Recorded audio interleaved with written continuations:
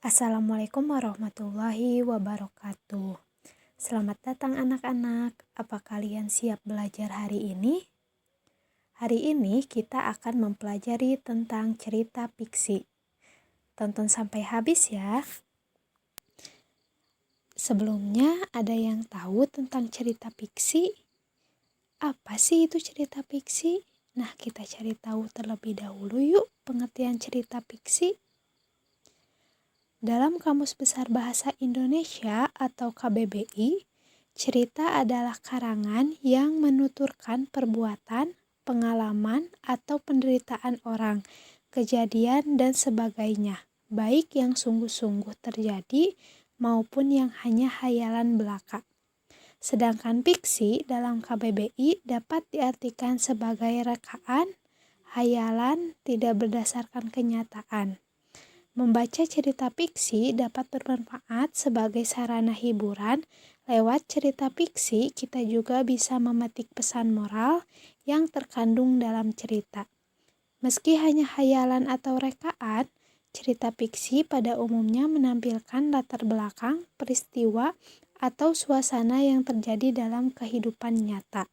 Tempat, waktu, tokoh, hingga pesan moral yang terkandung biasanya diambil dari nilai-nilai kehidupan sehari-hari. Dalam sebuah cerita fiksi, terdapat unsur-unsur yang membangun sebuah cerita itu sendiri, yakni tema, alur cerita, penokohan, latar cerita, dan amanat atau pesan moral. Nah, kita cari tahu yuk pengertian dari unsur-unsur yang saya sebutkan tadi. Yang pertama, tema. Tema adalah ide pokok yang menjadi dasar dalam menulis sebuah cerita rakyat. Contohnya, kepahlawanan, kejujuran, kekeluargaan, dan persahabatan. Yang kedua, alur atau plot. Alur merupakan urutan-urutan cerita yang memiliki hubungan sebab akibat. Alur ini akan menjadi kesatuan yang menghasilkan cerita rakyat yang utuh. Unsur yang ketiga adalah penokohan. Teknik pengarang dalam menggambarkan dan mengembangkan karakter tokoh. Tokoh dalam cerita biasanya terbagi menjadi 3 karakter, yaitu 1. Protagonis atau baik, yang kedua antagonis atau kurang baik atau buruk, dan yang ketiga tritagonis atau netral. Unsur yang keempat ada latar. Tempat, waktu, dan peristiwa yang digunakan untuk memperkuat keyakinan pembaca terhadap jalannya suatu cerita. Latar dalam suatu cerita bisa bersifat faktual maupun imajinatif. Unsur yang kelima adalah amanat. Adalah pesan yang ingin disampaikan penulis kepada pembacanya. Pesan biasanya berisi tentang nasihat atau hikmah yang bisa didapatkan setelah mendengarkan atau membaca cerita rakyat. Selanjutnya adalah jenis-jenis cerita fiksi. Yang pertama, 1. Fabel, yang kedua legenda, yang ketiga mite, yang keempat saga, yang kelima epos. Yang pertama, fabel. Fabel adalah cerita fiksi yang tokoh-tokohnya adalah hewan tetapi memiliki perilaku seperti manusia.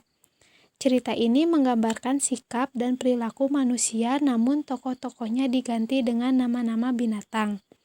Cerita fabel mengandung banyak moral dan amanat yang bisa diambil pelajarannya. Contohnya cerita tikus dan ular, si kancil si raja hutan, kura-kura dan kelinci, persahabatan monyet dan kura-kura, bebek buruk rupa, kura-kura ninja, Tom and Jerry, burung Tweety, SpongeBob SquarePants, dan lain-lain. Untuk jenis yang kedua ada legenda. Legenda adalah cerita rakyat pada zaman dahulu yang ada hubungannya dengan peristiwa sejarah, terjadinya suatu tempat, daerah, atau suatu kota.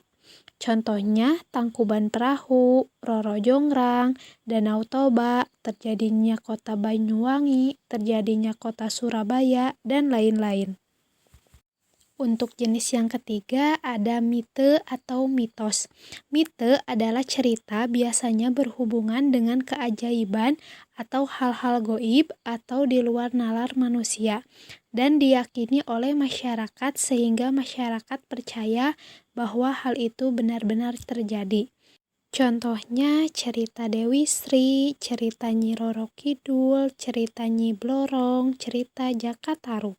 Untuk jenis yang keempat ada saga. Saga merupakan sebuah cerita yang menceritakan tentang sikap kepahlawanan orang-orang dari masa lampau yang menginspirasi pembaca hingga masa kini. Dalam cerita, saga juga mengandung beberapa unsur sejarah yang berhubungan dengan peristiwa itu. Contoh saga cerita Si Pitung, cerita Wiro Sableng, cerita Calon Arang, cerita Lutung Kasarung. Jenis yang kelima ada epos. Epos adalah cerita rakyat yang di dalamnya mengandung cerita kepahlawanan. Contohnya Mahabharata, Hang Tuah, Hikayat Indra Bangsawan. Baik, mungkin itu penjelasan dari Ibu tentang pengertian, unsur-unsur, jenis-jenis cerita fiksi. Nah, selanjutnya ada kuis dari Ibu. Coba bagaimana apakah kalian memahami materi tersebut? Nah, untuk memantapkan pemahaman dan pengetahuan kalian berkaitan dengan cerita fiksi, coba carikan contoh-contoh cerita yang berkaitan dengan hal berikut. Dan nantinya akan diisi ke dalam 5 tabel berdasarkan 5 jenis-jenis yang Ibu sebutkan tadi.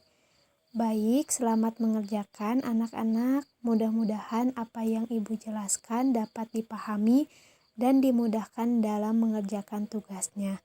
Sekian dari Ibu, terima kasih. Wassalamualaikum warahmatullahi wabarakatuh.